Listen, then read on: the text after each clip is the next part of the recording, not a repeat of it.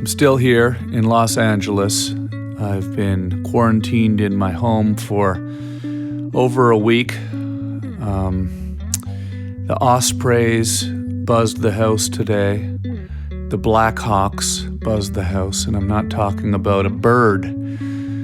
Military aircraft in the air. We are in the midst of a pandemic, and I've been hosting a podcast here every day from my home as not only a way of keeping myself from losing my mind, but also as a way of getting information out to you guys who have been so good to me over the years and come to my shows and shown so much support. So I want to get through this together with you all. I am at home in Los Angeles, in my house, eating canned food and just trying to make sense of all of this madness. It's hard to really believe what's happening. And it seems to be that it's going to get worse this week, and that makes me very sad. There's a tone on this show that you may sense isn't silly. I'm going to try to inject some humor and levity into the proceedings, but we are in the midst of a tragedy here, and I think we have to account for that. That being said, I'm excited to talk to Paul Bisonette today. You may know him as Biz Nasty.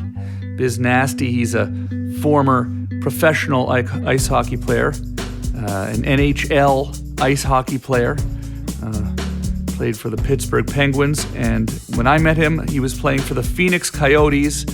We met years ago. I was doing stand-up comedy in Nashville.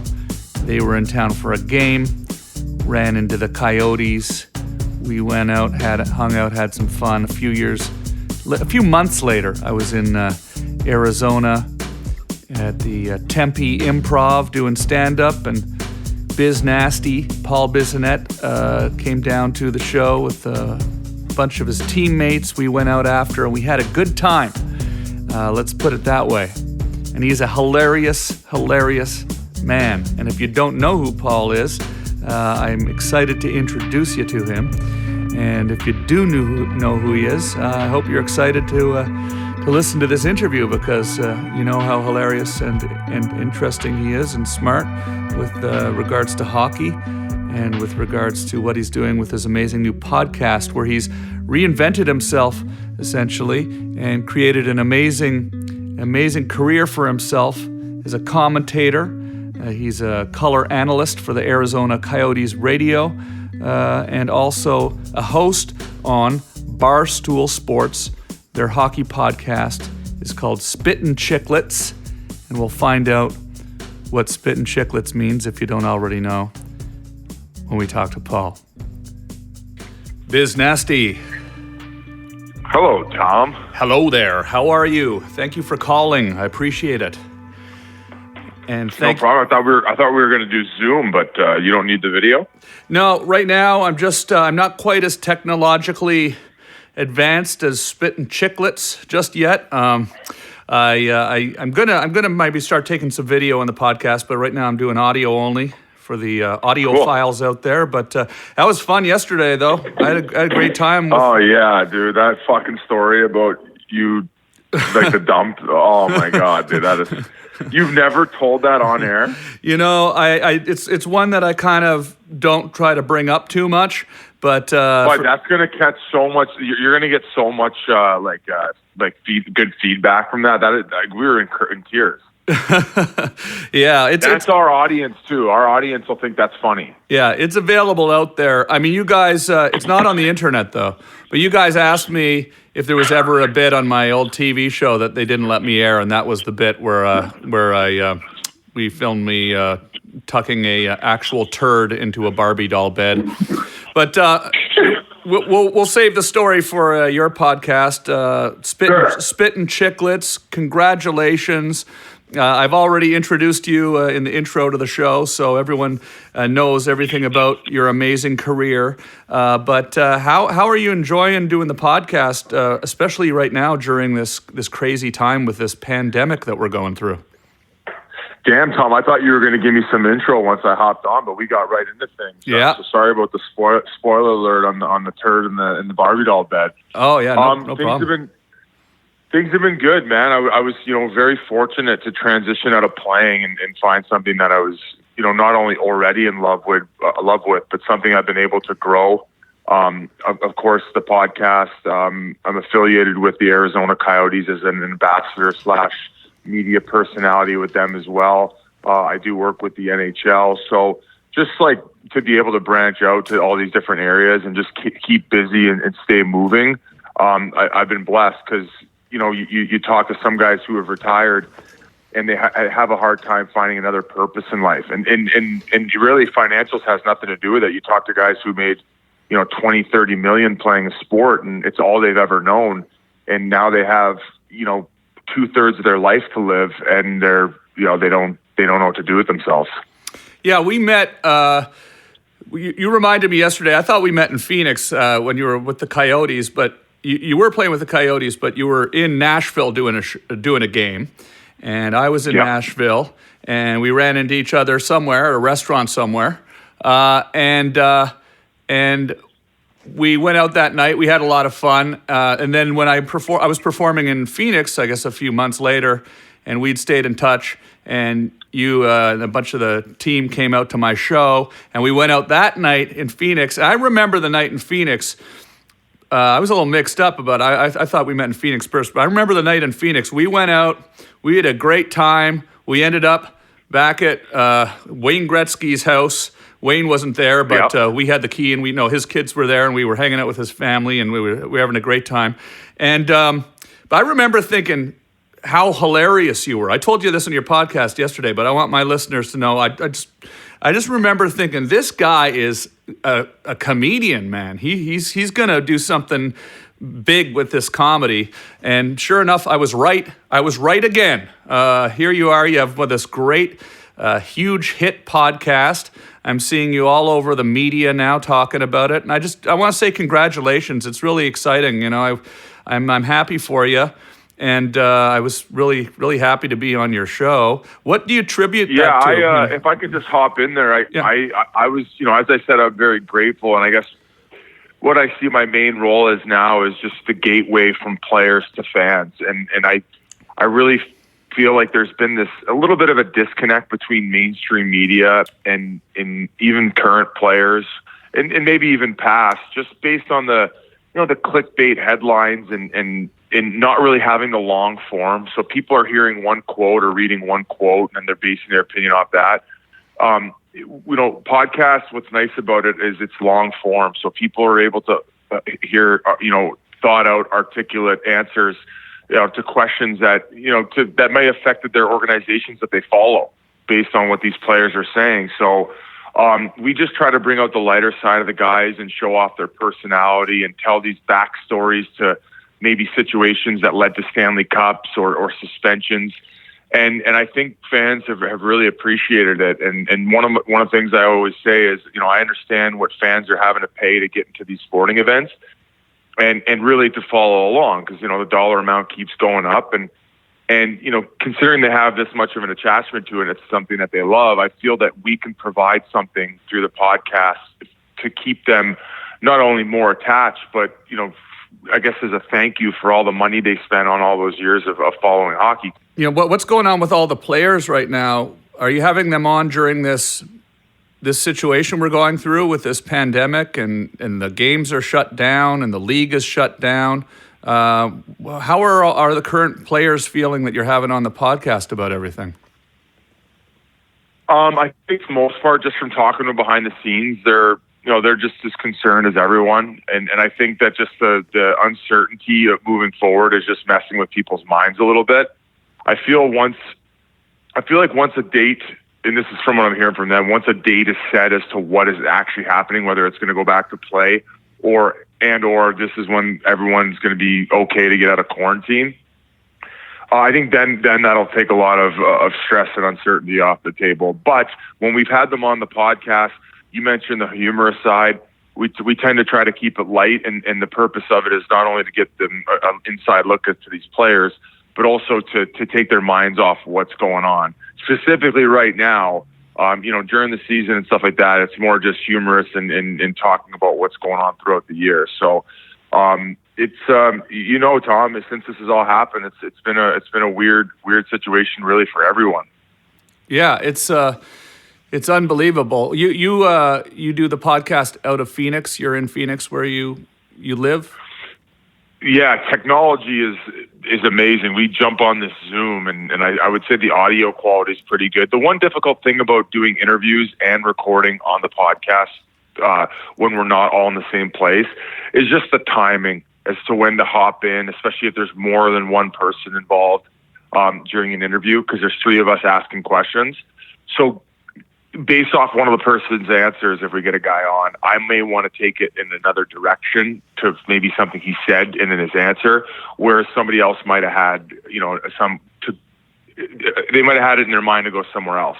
So usually when we're live, it's a lot easier, and the timing's better, and the humor and the banter is a little more improved than when we're doing it over Zoom. But nonetheless, I feel like technology has allowed us to be able to survive in these times because anyone can be completely dialed in at any time. You've got hockey fans listening to your show. My show, is not necessarily geared to hockey fans, although I do have a lot of Canadians listening and probably a lot of hockey fans listening too. But to those that don't know about hockey, you were what would be called an enforcer, right? Yeah, I used to fight and protect my teammates. I wouldn't consider myself very tough, but very willing. Yeah. And, if you looked at my face and my nose, you'd see that I probably lost just as many of that I won, maybe more on the losing end. But I was, once again, I go back to being grateful. At that point in time, so for those of you who don't follow hockey, fighting was still somewhat relevant, and they've weeded it out just based on the brain damage that has came out and the repercussions of the fighting. And I think overall, the stage fighting, it was time for it to go. So now it happens a lot more organically, but there's no more of the staged enforcer stuff. So I was able to capitalize on like the last 5-6 years of when it was still relevant. And essentially my role was I was going to go out there. I was going to play about 5 minutes a game. If things got rough, I would go out there and I would ask their tough guy to fight. And usually that would get the crowd riled up. And I think that most times it would kind of calm everybody down. Whereas the two meatheads went out there, beat each other's face in, and then everybody was happy. Isn't that amazing? I don't think people really understand that about hockey who didn't grow up playing hockey. I remember when I was a kid playing hockey, I was a mediocre hockey player. I enjoyed it. I loved it. I played in a league. I remember I was driving home one night with my friend Mark Fauché, and we were driving home from the game. His dad was driving. We were listening to a Montreal Canadiens game on the radio. I think they were playing Philadelphia, but I can't remember for sure. And you probably remember this fight. It was this bench clearing brawl. It was probably in the 80s sometime. And the fight lasted, it must have lasted half an hour, because I remember we were driving home and listening on the radio, and Mark's dad started driving faster, and we got to get home. We got to watch this fight, and we couldn't believe it was ending. And we actually got home. The fight, it was a mayhem, right? But it wasn't normally like that. It was really normally something that you're talking about was a more strategic thing that was used in the game. And also, I wanted to ask you about this because I think this is possibly true. To me, when we were growing up, we didn't have UFC. Okay, there wasn't this sort of uncaged kind of fighting going on. Oh, UFC, yeah. I feel like UFC that was kind of our UFC when we were growing up, watching fights at hockey, watching hockey fights. That was a big, exciting part of the game, Yeah, I would say progressively over time, hockey's got less and less violent. Where we've had some old school guys on our podcast. We just had Derek Sanderson, who was at one point in time the highest paid athlete in the world. Actually, wow. When he ended up going over from the NHL to I'm forgetting the league that they created all of a sudden. Anyway, there was kind of not a work stoppage, but there was a little bit of an argument going on because the players weren't getting paid enough. So they created this new professional league. So he was telling stories about how when Bobby Orr came in, because they came in at the same time, that what made him so amazing is he could just go up and down the ice without getting the puck taken off him. When he said everybody back then took the body. It was prison rules. Yeah. Guys were slashing these summers with these big pieces of lumber. And as you mentioned, because of the liberties that some of these guys took, these massive bench clearing brawls would take place on a fair regular basis. Sometimes it even got so ridiculous that some of these fights would end up in a crowd. Yeah. And there's one famous one with Mike Milbury, who now does television for NBC covering hockey. And, he's a very opinionated, grumpy guy, but he ended up getting into the crowd one time and he was fighting a fan and then ended up taking off the guy's shoe and started beating the guy in the head with the shoe. So there are just some wild, wild stories about hockey fights and how crazy they've gotten throughout the 70s, 80s. And that's just kind of how it was. And that's the game that a lot of people fell in love with, for the simple fact of it was just so much more barbaric than anything. It was like going back to as I said, the medieval times or Gladiator with the Colosseum almost. Yeah. Yeah, it's amazing. I mean, like I said yesterday on your show, when I was a kid, I was a skinny kid, and there was no contact. There wasn't even body contact when I was playing hockey because I was in house league and I was just playing for fun. Then all of a sudden, when you get a little older and the kids get a little bigger, and then all of a sudden you're playing competitive hockey, which I did in my last year. Body contact, fighting, it all came into the game. And the whole game changed, right? When you're a kid watching Howie Meeker's Hockey School on VHS cassette tapes, and he's... What about Rock'em Sock'em? Oh, Were yeah. you watching Rock'em Sock'em? Oh, sure, yeah. Don Cherry? Don Cherry, yeah. Well, we'll have to talk about him in a minute. That's a whole other thing. You must love Don Cherry, but I don't know. We'll have to talk about that too. That's getting a little controversial all of a sudden with Don Cherry. Yeah, he's old school, set in his ways. Yeah. I think I chalk it up to just somebody who said something that was wrong. He's probably realizing it now, and I just feel that times are changing, and I think we need to adapt. And I think it's okay to hear other people's perspective on things. And I will say, just on the climate of what's happening, even in North America or the world, more so North America right now, is just there's a lot of arguing, there's a lot of tension, and I wish that it could just go away and we could all go back to just being happy people. Yeah, like your show took off because of so much great comedy and hilarious banter between you and your friends. It started out on Twitter. You had Biz Nasty is your Twitter. Biz Nasty 2.0, or is it Biz Nasty on Twitter? Well, it was Biz Nasty, and then my agent told me to get off because I was like wild for when of the standards of guys going online or even saying crazy things in the media. That was a time where all of a sudden you didn't have to hear it or see it in like a local newspaper, or whatever, CBC or whatever it may be. All of a sudden, these players had the right to just go online and just talk about things that were happening regarding current events. Yeah. And I kind of got a little intense, and I think that my agent called me and was like, dude, like, you got to get off this. Like, nothing good can come of this. So I kind of got spooked. Yeah. So I ended up deleting my account, and then the Arizona Coyotes were getting some emails from fans and some calls, apparently. Yeah. And they said, hey, they called and they said, hey, did you tell people that we asked you to get off Twitter? And I said, no. I said, my agent told me to get off because nothing good can come of this. Because I ended up saying a few things that were like borderline for those times too. So you can imagine what that would be. How pissed off people would be. So they actually were like, hey, why don't you come back to training camp? And when you get back here for camp, you can like reboot it. Because it was a good way to keep fans engaged. And at the time, the Arizona Coyotes market, it was Phoenix then, they kind of needed some of that traction. They needed their name out there. So I think they let it fly way more so than other teams. And I was able to grow my own little audience through Twitter and then eventually Instagram while I was playing. And then towards the end of my career, when I was in the American League on the way out, I slowed down a little bit.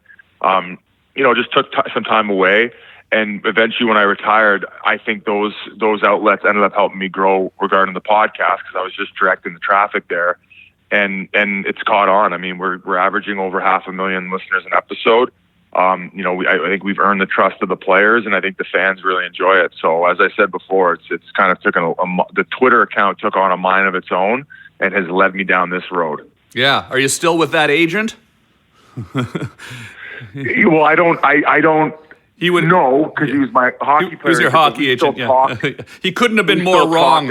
Nothing good could come of this, and it's an entire career. Other than an entire career, nothing good came from it. But I know that was like the one mistake. Other than that, he was getting the NHL one-way contract, so he was really pulling his weight. Yeah. To get me signed. But we still keep in touch. His name's Mark Guy. He's with Newport Sports, and. Yeah, I'm not one to hold grudges. I thought he was just trying to look out for me and didn't really understand what it was. Yeah, no, it makes a lot of sense. I mean, you were way ahead of the curve. Because I remember I came by your studio in Phoenix and came and did some stuff there. I don't know if you'd started the podcast yet. Had you started the podcast yet, or it was for the Twitter account, and we did some photos? No, I started that roughly about a year after I'd officially retired. Yeah. But I guess one thing I will say, Tom, is, with PC culture and the way it is now, of course, these teams are trying to protect themselves and, of course, their assets in how they are portraying themselves on social media. But I believe at the end of the day, they're protecting their own interests. So they're always going to give you advice based on what's best for their overall brand. And I just kind of saw it as, well, these people aren't really going to care about me once I retire, right? I'm just a piece of meat. I'm a depreciating asset the minute I step into professional hockey, because, as you get older, your just body deteriorates. So I was not only getting enjoyment out of it, but I could see that it would eventually lead into at least something post-playing career, even just a regular job. And I was very proud of myself when I did retire. I got a job at the Arizona Coyotes right out of playing, and I was happy. I had a nice little security blanket where I could live in Scottsdale, where I was comfortable, and have a job where I wasn't going to have to eat away at my savings. Because as I said, when you're done playing, you just really don't know what you're going to end up doing. So a lot of good did come of it. And I was able to transfer out of playing, and who knows, maybe if I delete that account and I stop and I go away, right now I'm in a lot worse place than I would be if I wouldn't have rebooted it. Yeah, there's always been a lot of great personalities in sports, and you wouldn't want people to get so PC that gets taken away. I always enjoyed watching sports, not just because I'm enjoying watching the game, but you get to know the people, and then you want to see some fun, some outrageous commentary. I mean, think about Dennis Rodman. Dennis Rodman, who I got to know on the Celebrity Apprentice when I was on there. He brought so much personality and sort of craziness to the game, which was exciting. And you could see how this PC culture could sort of strip that away if everybody got too serious. Yeah, he's on a different level of, you just really never know what to expect or what's going to come out of his mouth. And yeah. I mean, you had a firsthand experience at that, but it would also be difficult being at that level of stardom. And I know that coming up here on ESPN, they're releasing that 10-part documentary of their dynasty. So they were the most popular sports team in the universe. Yeah. Everybody around the world knew who these people were. And all of a sudden, Dennis Rodman goes from that to post-career. And, I would say he's transitioned okay, but that would probably be a toll on you when you're being desired that much. And all of a sudden, it kind of just all fades away slowly. So I know he's probably dealt with his own issues, but you got a firsthand experience on dealing with that character. Yeah, your listeners, are a lot of them Canadian? Are they from all over the world? What kind of people are listening to the show, and what do you think they love about the show? I think we have a strong North America fan base. We just like traditional hockey fans. I mean, I would say a small portion would definitely be like interested in a show like Letterkenny. Have you ever seen that Canadian show? Oh yeah, absolutely. Love Letterkenny. Where it plays off a lot of Canadian stereotypes, and I'd say that type of crowd. We do have a lot of worldwide listeners because we hear from them, but just mostly hockey fans. There are a lot of people. And when I say a lot, I've probably over the time of the podcast, maybe like 1,000 tweets that people who were never even interested in hockey, who discovered our podcast and ever since listening have gotten into it. Yeah. Because they're hearing about all these like funny characters involved and they're more attracted to it. So that's probably the number one compliment, or number two, excuse me, Tom, and you probably get this all the time too, right? And sometimes when you're producing and you're trying to be funny and you're putting out content, there is some negativity attached to that when people don't like what you're doing. And I think that as a quote unquote artist, sometimes it wears on you a little bit. But when you do have people come up to you and tell you that they've been going through a difficult time, and when they would put your podcast on a few times a week, that it took their mind off things that were going on in their life that weren't so pleasant at the time. So we have some people who come to our live shows or even send us direct messages about how, we've helped them through difficult times. And to me, that is like the one thing that just outweighs everything. When you start to realize this is the more than about just your feelings and maybe dealing with negativity and blah, blah, blah, that sometimes there's just a little bit of a greater purpose involved. Yeah. We're going through this crazy time right now. I think we're just at the early stages of this pandemic, this COVID-19 virus potentially getting a lot worse, which is, I hate to say, a lot of people online I'm noticing are starting to really trigger into the seriousness of this. Are you experiencing a lot of people expressing fear and concern and asking you for advice with what's going on right now with the pandemic? So one thing that's interesting is how I've been talking to all my friends and how they're experiencing it in their places in the world. Like I'm in Arizona right now, and I would say 50% of the population is still going about their business, maybe a little bit less than that. But I think what they've been hearing is that the heat, kills it, and it's not as transferable. Like I'm looking out my window here, and there's a dealerships on Scottsdale Road, and I live in an apartment building. But all these same people who wash and detail all the cars are same as they were before this all began. So, but then again, I talked to my Canadian friends who they're saying it's like a full-on basically lockdown. You're not seeing anyone in the streets, and people are taking it very seriously. That's what's a little bit odd to me is I'm seeing one thing and hearing other things. And once again, going back to the uncertainty is just what's causing these people, and even myself, to go a little stir crazy. Yeah, I mean, I'm in full lockdown here. I haven't left my home in about 8 days now. It's actually what sort of spawned me to start doing the podcast again. I've been going daily for the last 8 days and talking. Tom, would you say that going online does get a little bit confusing too? Because I would never be one to chime in my opinion on anything that's happening, but there's, some people are saying, oh, it's being overblown. And remember that there's also professionals saying that. Yeah. So sometimes it gets a little bit difficult in order who to believe, and you're just constantly questioning everything. So that to me, that's probably another element to why everybody's in a little bit of a panic. So the stressful thing about it is when you really look at the way this disease spreads, the scientific way of it, with me kind of paraphrasing what I've been told and what I've read, is that, you can spread this disease without even knowing you have it. So this virus can be in you and you don't even know you have it. And it takes a few weeks for the numbers to be represented publicly about how many people have it in certain areas. And because they're not doing a lot of testing, or have not been doing a lot of testing for the disease in the United States, there may very well be, I hope not, but there may very well be a lot more people that have it in certain areas than is being reported. So because of that, if it's growing exponentially in the background, people are going out, living their normal lives, and acting as if it's just the flu. This thing is, this thing could be spreading rapidly without anyone knowing it. leading towards an explosion, which would happen probably within the next 2 weeks. This explosion that we're talking about is happening in New York City right now, and it's starting to happen in Los Angeles.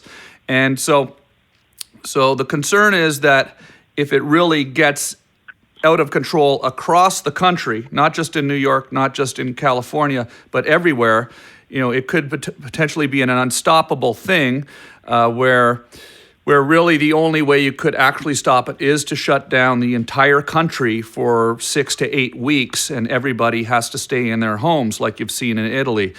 So the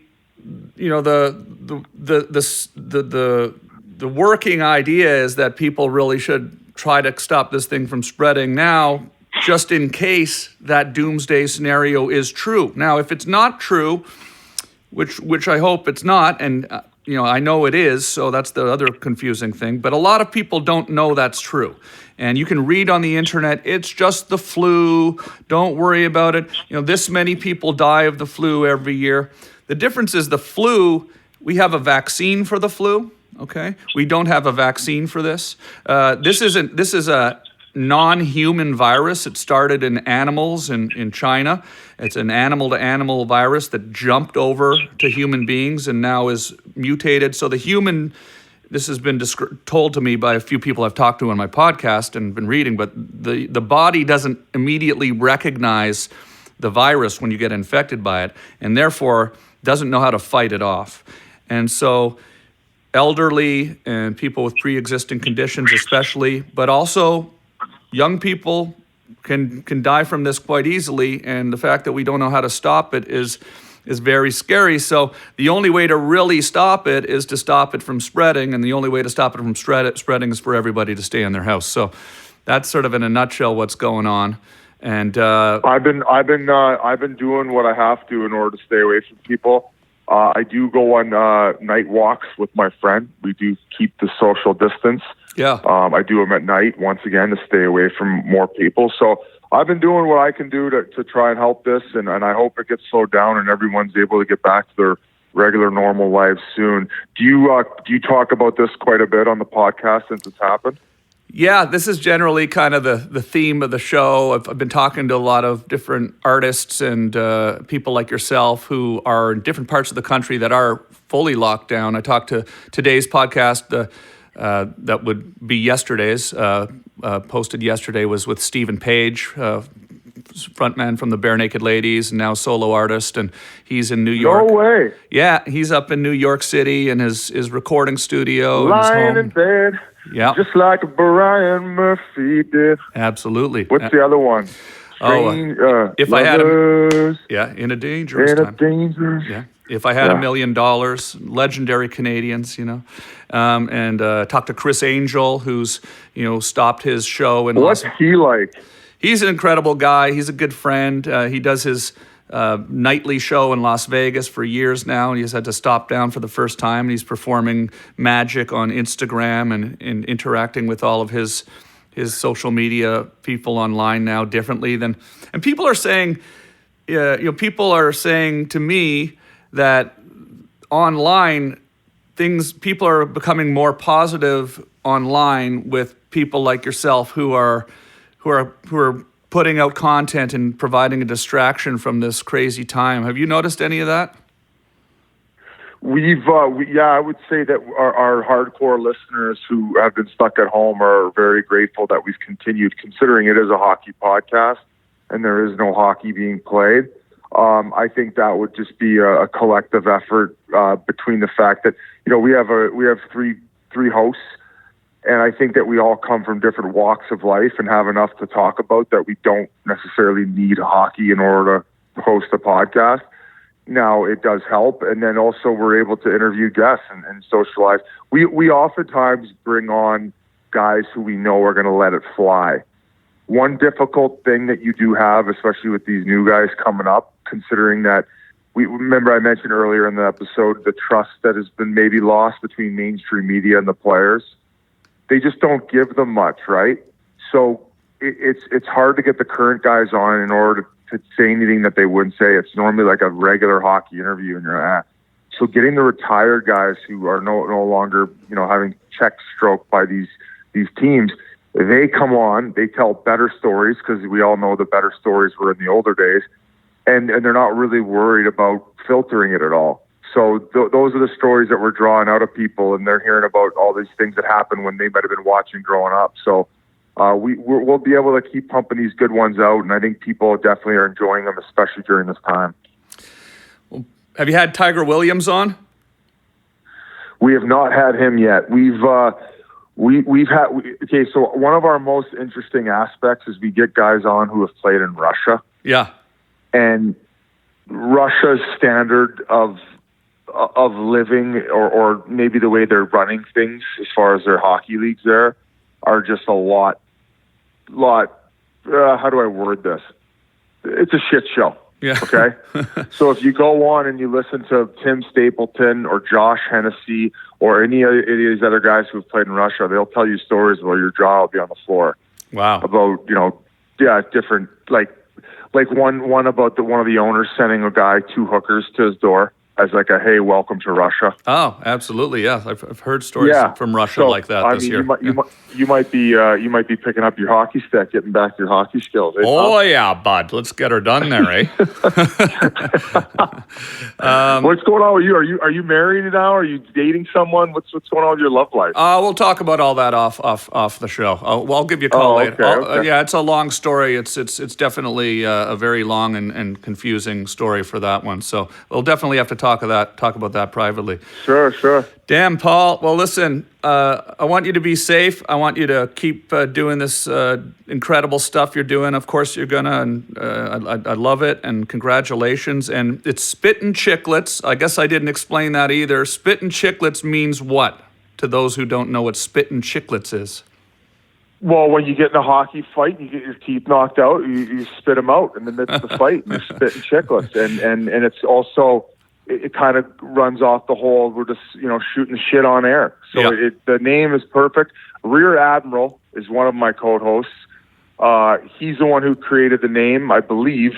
He created the logo as well. He's the quirky older guy who's a Boston sports nut. Grew up watching Bobby Orr and the Bruins, and he gives you the fan perspective, the blue collar fan perspective. We have Ryan Whitney on the podcast, who played, I think, just over 10 years in the NHL, played with Sidney Crosby, had some really good seasons. He's the most credible of the bunch. He's the funniest of the bunch, and he is an incredible storyteller. And I'm just the kind of the quirky Canadian, and I also enjoy doing all the stuff behind the scenes in order to keep growing this so our audience can consume it in different ways. So that's the Spittin' Chicklets podcast. And of course, Mike Grinnell is our producer, and he cuts it all up, posts all the Instagram.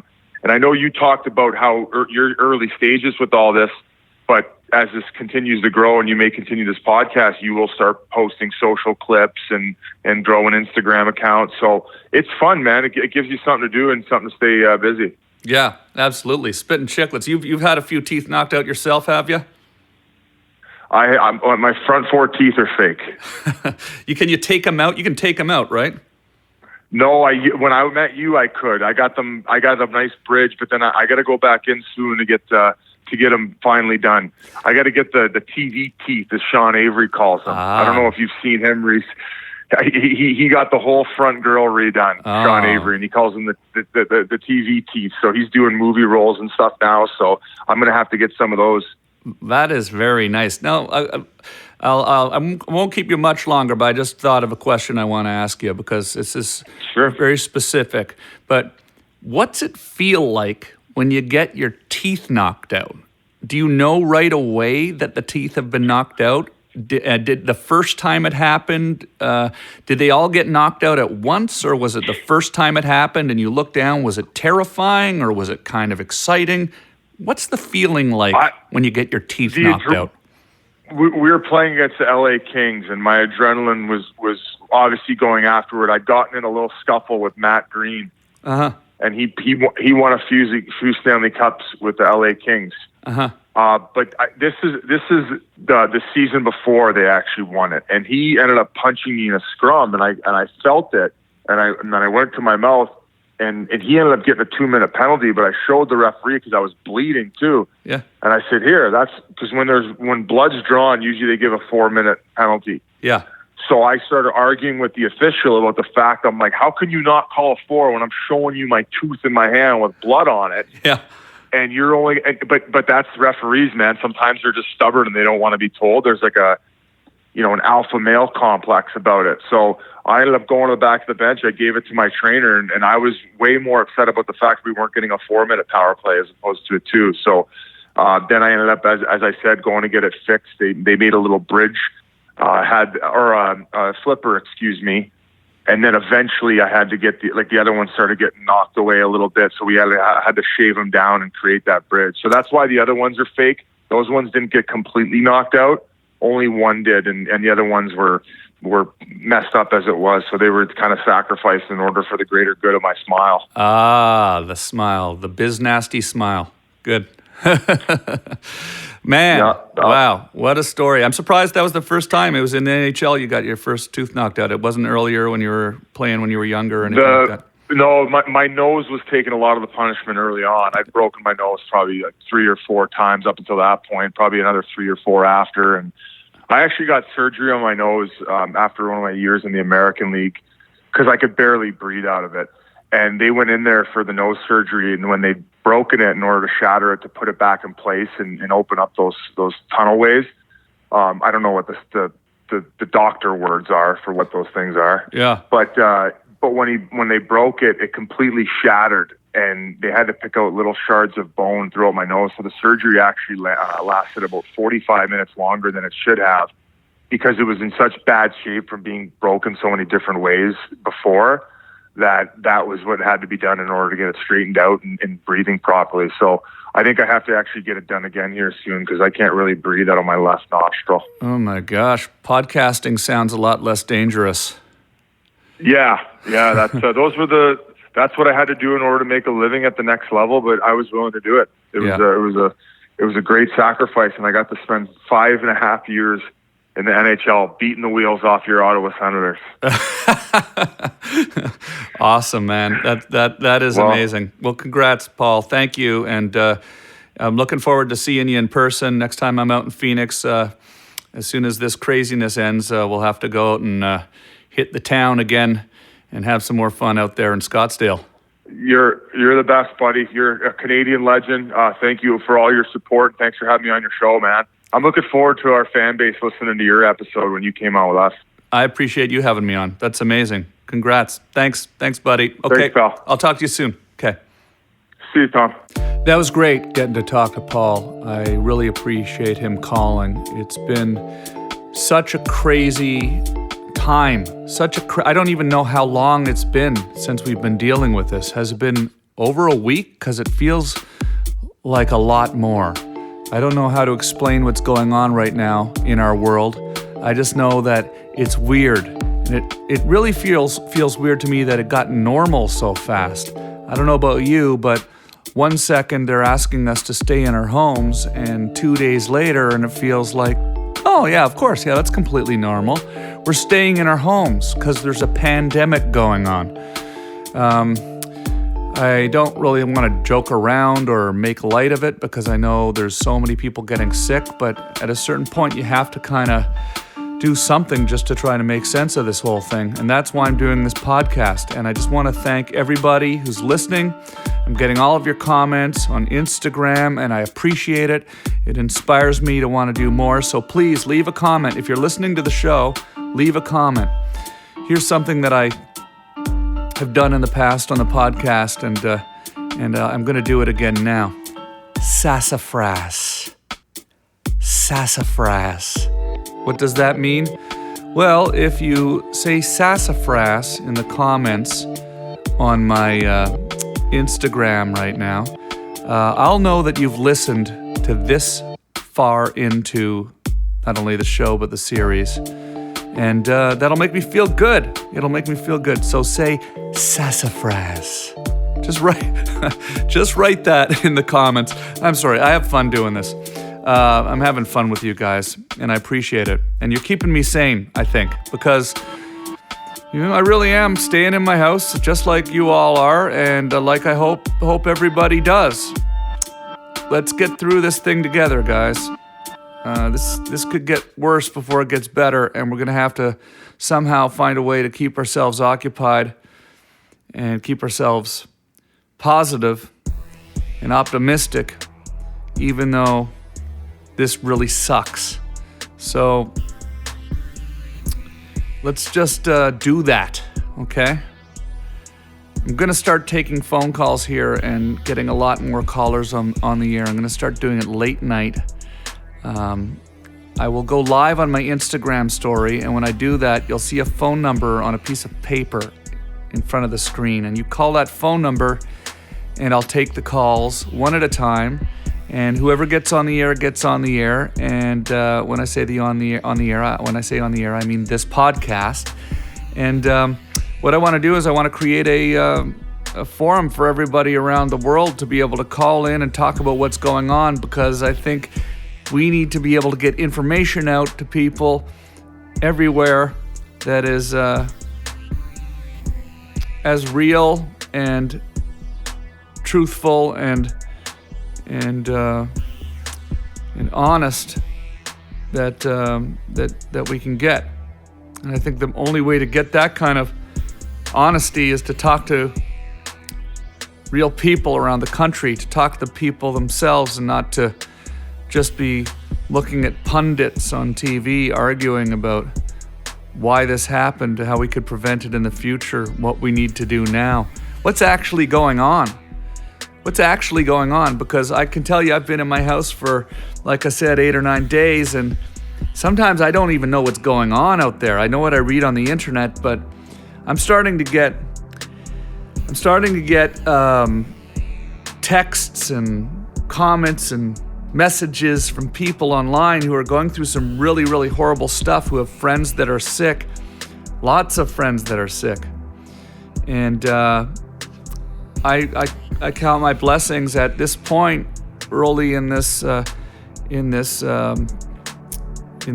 that we're going through. I don't have any friends or family who are sick at the moment, but I want to send out all my sincerest